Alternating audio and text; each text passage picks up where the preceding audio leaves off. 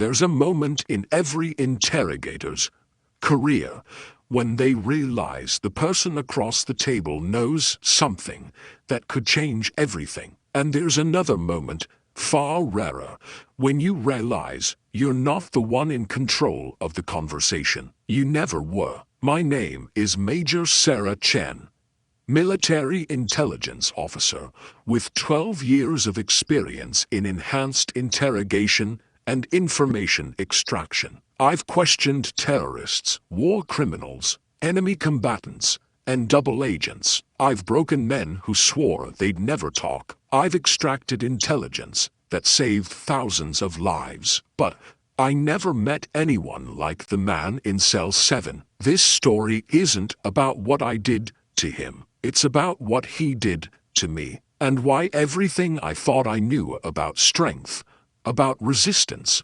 about the human spirit was completely wrong. It started on a February morning when they brought him into the facility. The compound was deep in the desert, one of those black sites that doesn't appear on any map. We specialized in high-value detainees, people who had information we needed and wouldn't give up easily. The prisoner arrived in restraints, flanked by 4 guards. Standard protocol. What wasn't standard was his demeanor. Most detainees came in scared, angry, defiant, or broken. He came in calm, almost peaceful. He was maybe 40 years old, Middle Eastern, medium build, nothing physically imposing about him. His file said his name was Khalid Hassan, a logistics coordinator for a major terrorist network. Intelligence suggested he knew the locations of 3 cells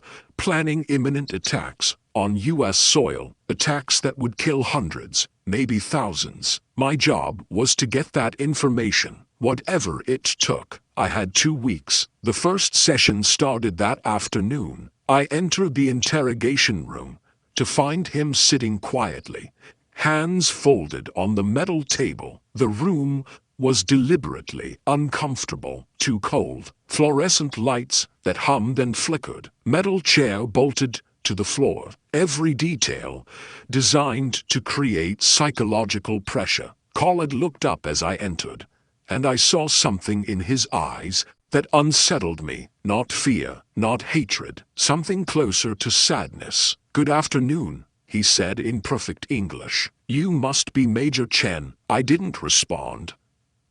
Never give them control of the conversation. I sat down, opened his file, let the silence build. Silence makes people nervous, makes them want to fill the void. He didn't fill it.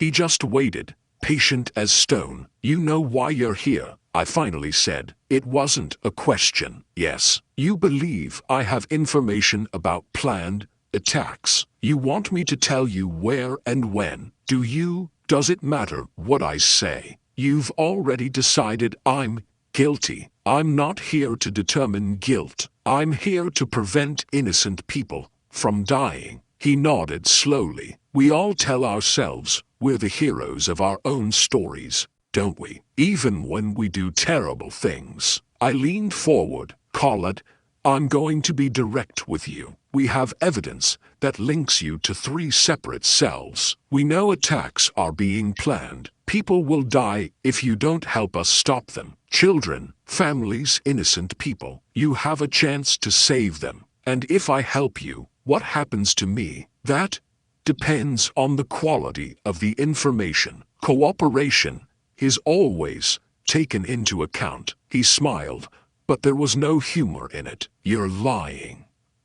We both know that even if I tell you everything, I'll spend the rest of my life in a cell, probably in Guantanamo, possibly in a hole somewhere darker. There's no deal, no leniency, just degrees of suffering." He was right, and we both knew it, but I couldn't admit that. "Help us prevent these attacks, and you'll be treated fairly under the law." "The law," he repeated. "Tell me, Major, does the law know about this facility? Does the law know about the things that happen in these rooms?" I stood up. This session is over. Think about what I said. Think about the lives you could save. I left him there and went to observe from behind the one-way mirror. My supervisor, Colonel Drake, was waiting. First impressions, he asked. He's intelligent, educated.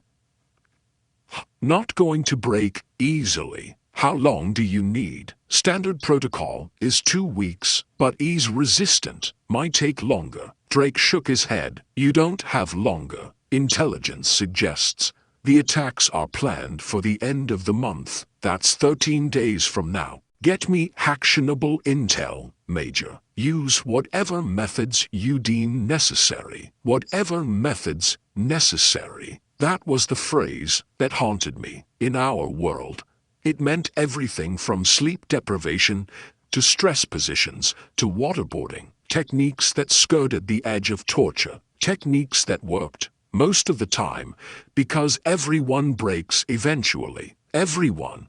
Except Khalid Hassan. Over the next 5 days, I used every tool in my arsenal. I kept him awake for 72 hours straight. I subjected him to temperature extremes. I put him in stress positions until his muscles screamed. I played on his fears, his attachments, his vulnerabilities. Nothing worked. He endured everything with the same calm patience. He never begged, never pleaded, never showed the signs of breaking that I'd learned to recognize. And worse, he kept talking to me, not giving up information, just talking. You have a daughter, he said during hour 56 of sleep deprivation. His voice was hoarse but steady. I saw her picture on your desk. She must be 6 or 7 years old. I didn't respond.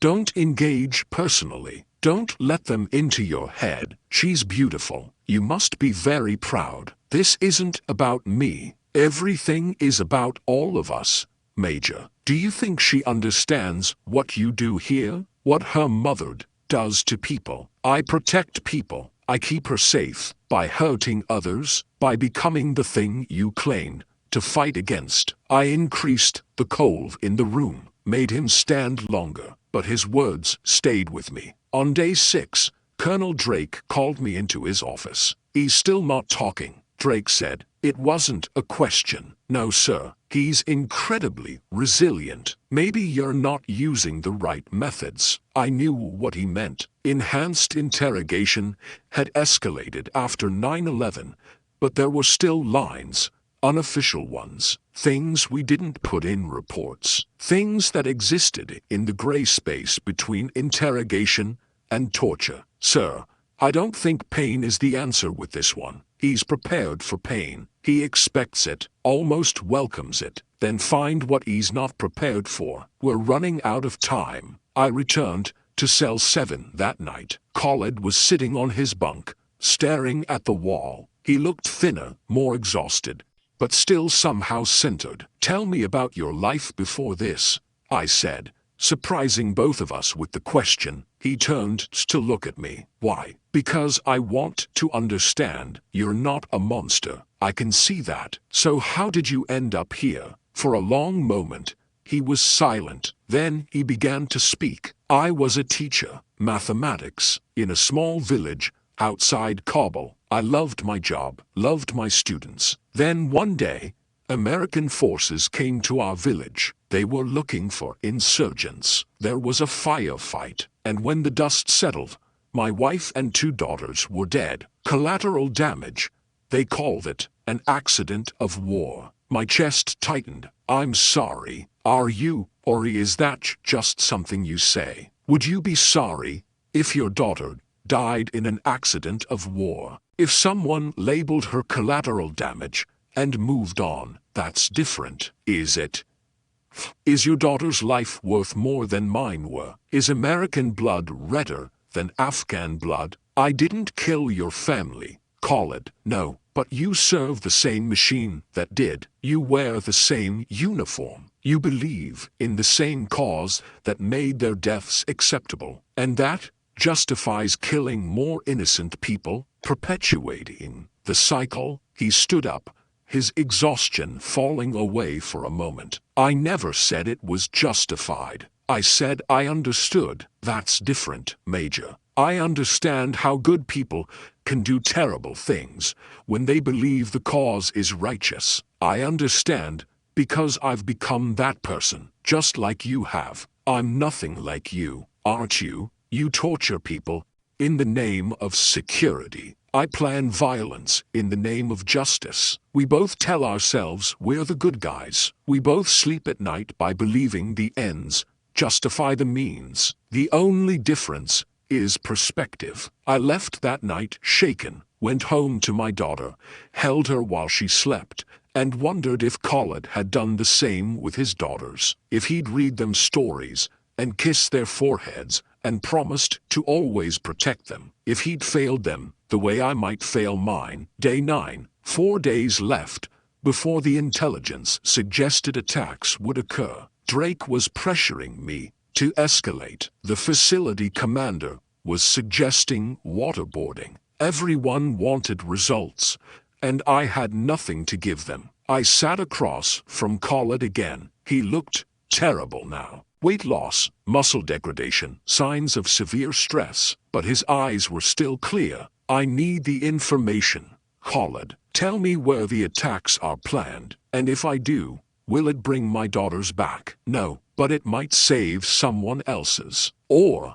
it might just delay the inevitable. You kill our people, we kill yours. It never ends, Major. This war will outlive both of us. Then help me end it. Break the cycle. He laughed, a broken sound. I can't break the cycle. Neither can you. We're both just cogs in a machine that's bigger than us. But I can control one thing. I can control whether I break, whether you break me. This isn't about ego, Khalid. People will die. People are already dying. Every day. Yay. In Afghanistan, in Iraq, in Yemen, children are dying from drone strikes, and their parents are called terrorists for grieving. This isn't new, Major. You're just more aware of it when American lives are at stake. Day 11. 2 days left. I hadn't slept in 48 hours. Drake was threatening to replace me, to bring in someone who would use more extreme methods, someone who wouldn't hesitate to cross lines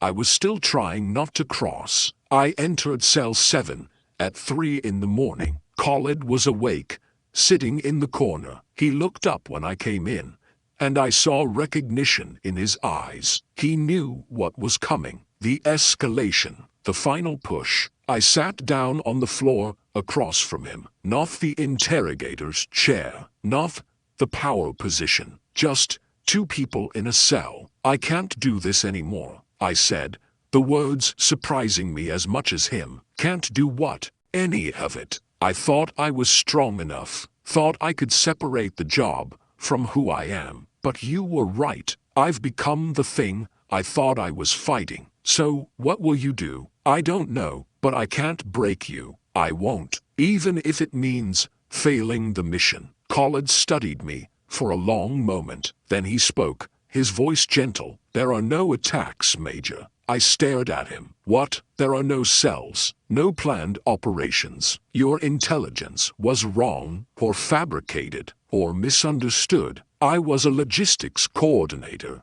Yes, but not for terrorists, for refugee aid organizations, moving supplies, coordinating safe routes. The people who identified me as a terrorist did so because I refused to inform for them. The room seemed to spin. You're lying. Why would you endure all this if you had nothing to hide? Because I wanted to see what you would do, what America would do. I wanted to know if the principles you claim to stand for meant anything when tested, and for 11 days, you've proven that they don't. You've tortured an innocent man because you were afraid, because you were following orders, because the ends justified the means. I felt sick. Why didn't you just tell me from the beginning? Would you have believed me, or would you have assumed I was lying? Continued the interrogation, convinced yourself that you were doing the right thing. At least this way, You had to face what you were doing, what you were becoming. I stood up, my hands shaking. I need to verify this. I need to check. Check whatever you need to, Major. You'll find I'm telling the truth. And when you do, you'll have to decide what kind of person you want to be, whether this was an aberration or whether it's who you've become. I left Cell 7 and spent the next 6 hours going through intelligence files, cross-referencing sources, verifying information, and with each hour, the horrible truth became clearer. Khalid Hassan was innocent. Our source had been wrong, or had deliberately fed us false information to settle a personal grudge. And we'd tortured a man for 11 days, based on that false intelligence. Colonel Drake didn't want to hear it. The intelligence seemed credible at the time. You followed protocol. Sometimes mistakes happen in intelligence work. Mistakes. We tortured an innocent man. Allegedly tortured. And may I remind you, Major, that we don't use that word. We conducted enhanced interrogation based on credible threat intelligence. Everything was by the book. The book is wrong, sir. The book keeps Americans safe. Does it? Or does it just create more enemies? More Khalid Hassans who lose their families and decide that violence is the only language we understand? Drake's face hardened. You're emotionally compromised, Major. You're removed from this case. Take a week of leave and get your head straight. But I couldn't leave it alone. I went back to Cell 7 one last time. Khalid was being processed for release. Finally, after everything we'd put him through. I'm sorry, I said. It was inadequate, useless, but it was all I had. I know, he said, but sorry doesn't undo what happened. It doesn't give me back the dignity you took. It doesn't erase the fear, the pain, the humiliation. What can I do? Tell the truth about this place, about what happens here, about how easy it is to justify terrible things when you're scared and certain you're right. They'll court-martial me, end my career. Yes, probably.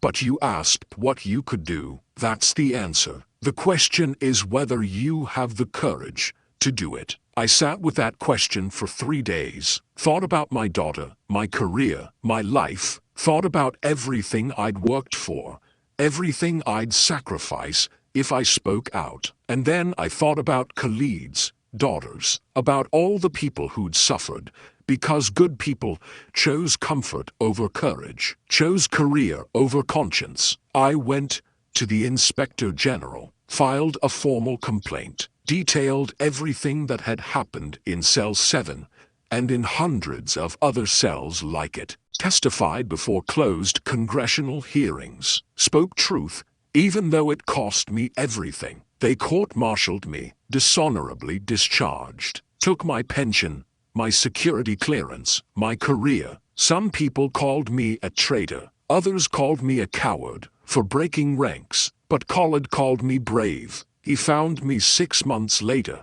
after he'd returned to Afghanistan, sent me a letter that I keep in my desk drawer and read whenever I doubt the choice I made. It said, Major Chen, you asked me once how I ended up in Cell 7, how a teacher became someone who could be mistaken for a terrorist. The answer is that I never changed. The world changed around me, and suddenly my existence was threatening to someone. But you did change. You saw what you were becoming, and you chose differently. That takes more courage than enduring torture. It takes courage to admit you were wrong, to sacrifice everything for principle. You asked what you could do to make amends. You did it. You told the truth, even when it cost you everything. That's the only thing that breaks the cycle. People like you, choosing conscience over comfort. I hope you find peace, as I am learning to, and I hope your daughter grows up knowing what real courage looks like. It looks like her mother. I cried when I read that letter,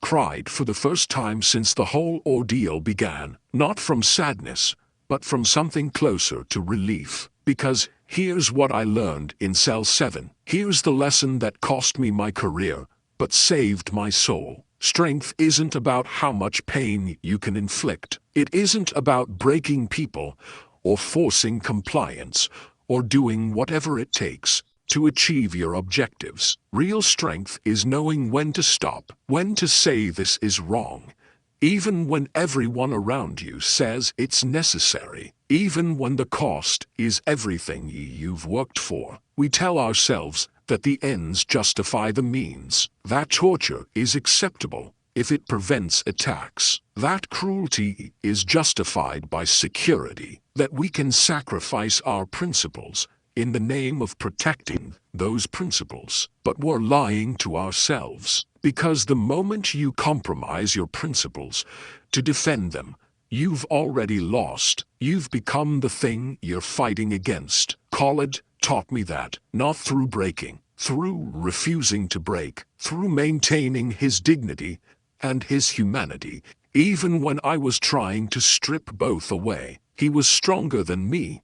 And he was strong because he knew who he was and wouldn't let me change that. The real torture wasn't what I did to him. It was what I did to myself. Every day I walked into that cell, I lost a little piece of who I thought I was. Every compromise I made, every line I crossed, every time I told myself it was necessary, I became less of the person I wanted to be. And the tragedy is that it didn't even work. There were no attacks to prevent, no intelligence to gather, just a man who'd already lost everything, enduring more loss because we were afraid. Fear makes us cruel, makes us certain that our violence is righteous while theirs is evil, makes us see enemies instead of human beings, makes us torture teachers and call it security. But courage makes us stop, makes us question, makes us risk everything to do what's right,